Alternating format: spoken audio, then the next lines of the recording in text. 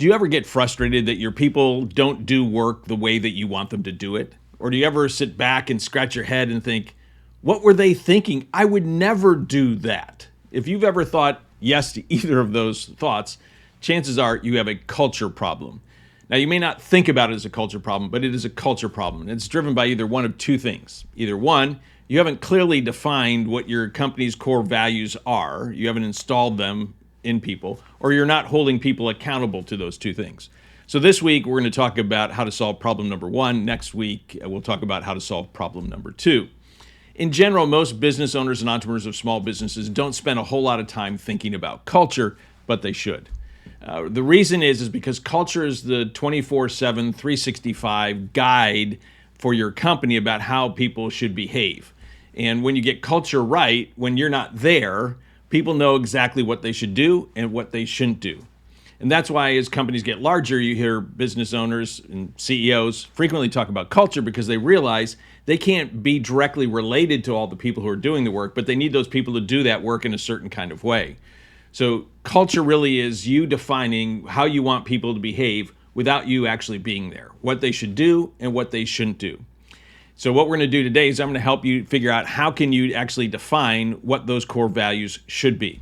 Now, one core note before we jump into the process, I'm going to give you 7 steps today for how to do that, is that core values aren't phrases. Values are words, almost always a single word. So excellence or collaboration or integrity, single words, those are values. Phrases aren't necessarily values, they're phrases. Occasionally, you might find something that would be a 2-word phrase that people would use. So instead of responsibility, they might use personal responsibility.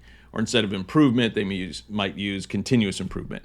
But the majority of them should be single words. And one of the benefits to you for doing just single words is that not only is it related to what a value is, but they're also a lot easier to remember. Easier to remember 5 single words than it is to remember 5 phrases. So with that said, let's talk about the 7 steps that you need to walk through if you want to define your company's core values. Number 1, the first one is you need to make a list, and a big list.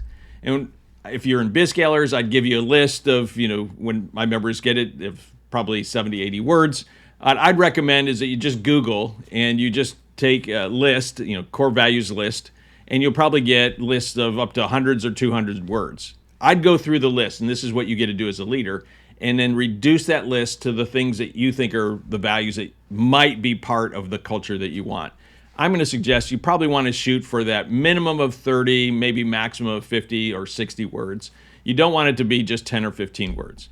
You want to give your people the freedom to believe that they've got a world of options. So make a big list. I'm going to guess 40 to 50 is a pretty good number of values that you could put on a piece of paper that you could give to your people. So number 1, you got to make a big list because you want them to have the freedom to choose, but at the same time, you want to limit that so other things aren't on the list. So step 1, make a big list. Probably 40 to 50 words is a good range to shoot for. Number 2, then you want to assemble all of your people and you want to have them vote.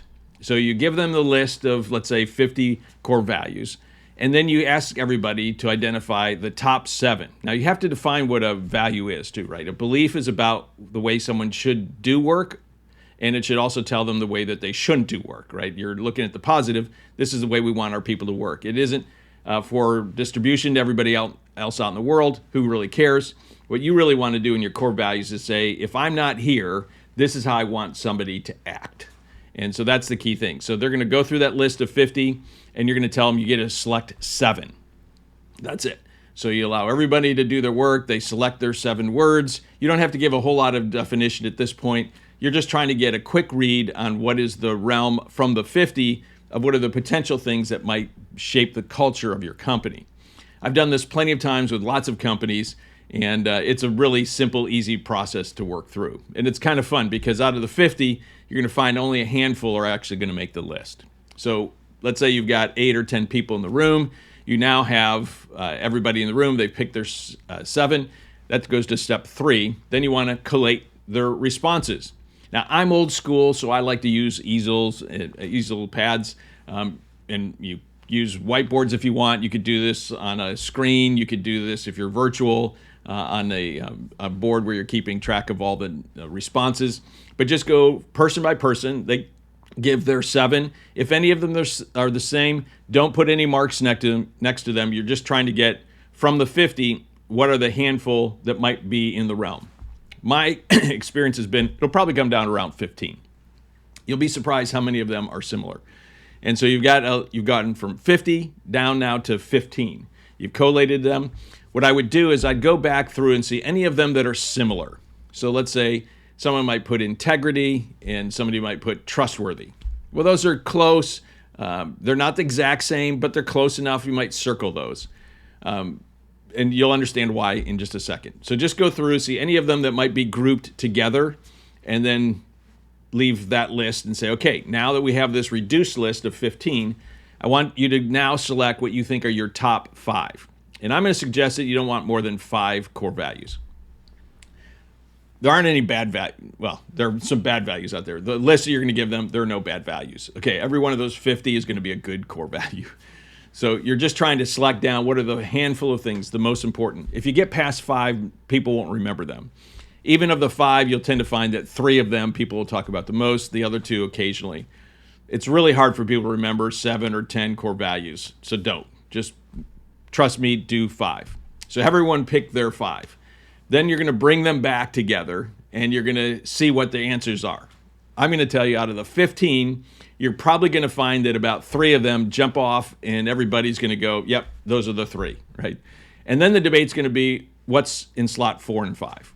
And, out of the 15, a couple of them will be gone immediately, so you're probably down to about 8 to 10 that you're going to discuss and debate. 3 of them will probably be givens at this point. You can discuss and debate them. And then you're going to wrestle with the next couple of them. This is step 5. It's the fun part. And you're probably going to have some conversations about what do you mean by the word integrity versus the word honesty or versus the word trustworthy. And then once people do that, you're going to find that those words that are similar, one of them will pop out and we'll say, hey, let's go with that one. So professionalism and excellence might be another one where people are going to be debating back and forth. And you just pick whichever one you think it is. And you're going to get the group to discuss and debate until you get 5 of them that everybody agrees on. You go, yep, those are the 5. And then you do the gut check before you're finished this part of the process, and you're going to say, if our people exercised these core values all the time doing their work, would it produce the results that we want? Would we create the culture that we want? And if the answer is yes, go ahead. If no, then go back and recycle through them until everybody agrees this needs to be the list of the top 5 core values that we're going to build our company on. One other thing I didn't mention to you before is that strategy is about what you want to become. It isn't necessarily what you've been. So some people think you should only pick core values based on who you've been. I disagree with that. Core values are a strategic issue. So therefore you might say, hey, 4 of these are true of us, but this one isn't, but we need it to be. So let's just say your people are kind of slow and you think to get where we want to go, speed needs to be part of our culture. So you can make that as part of the culture. And that's part of your core values, and you're going to talk about it and install it, as we're going to talk about next week, and begin to change the culture. So don't be afraid of picking something that isn't true yet. Is this the group of 5 words that if we oriented our company around would get us where we want to go? So that's step 5. Now, step 6 is important. Once you have those list of core values, don't stop there. You need to define them. Right? You need to define what do we mean by that. And so each word should have a 1-word sentence defining what it is. So I'll pick one that I use frequently, excellence. And in excellence, I define it this way: doing the best you can with what you have in the amount of time you have to do it. Which means that excellence isn't, binary. Yes, it's excellent or no. I mean, there's a gradient. And if you only have a day to be excellent, then that's all you have. But if you've got a week, it should be more excellent. If you got a month, it should be even better than that, right? Like it's dependent on who you are and the amount of time you have to do it. Those things define what excellence is. So you need to define each one of them, right? That's step 6. And then the last and final step is, and this is an important one, almost nobody does this, and this is where it all fails, is you need to give some examples of what you mean by each one of those things. So taking the example of excellence, I might say an example of this would be taking the time to review your email for grammatical and spelling errors before sending it. Like that's an example of excellence. Or it's doing the extra 10% to make something amazing and not just mailing it in. So give them a handful, maybe 5 or 6 different examples of what each one of those looks like. If it's collaboration or resourcefulness or generosity, whatever the core values are that you pick, make sure you have a list of the 5 of them, the definition of each one of those 5, and then some examples. And once you have all of that, then you're going to go into what we're going to talk about next week about how you can actually install that and enforce that and make sure that it actually becomes the culture that you have.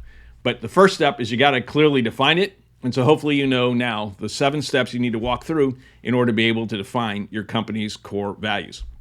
So now, when are you going to develop that list? And next, when are you going to start meeting with your top team to begin to define what your company's core values are going to be? I hope you enjoyed this week's episode of Growth School. If you did and you haven't subscribed yet, make sure you hit the subscribe button, whether you're watching this on YouTube or on a podcast channel. If you know some other business owners and entrepreneurs who could benefit from the things that we're talking about here in Growth School, make sure you let them know about it. And finally, make sure that you keep checking back week after week as we're going to continue to give you practical and tactical ideas that can help you grow and scale a self-operating business that can double every 12 to 36 months. So until next week, to our next episode, to Accelerated Success, Bruce out.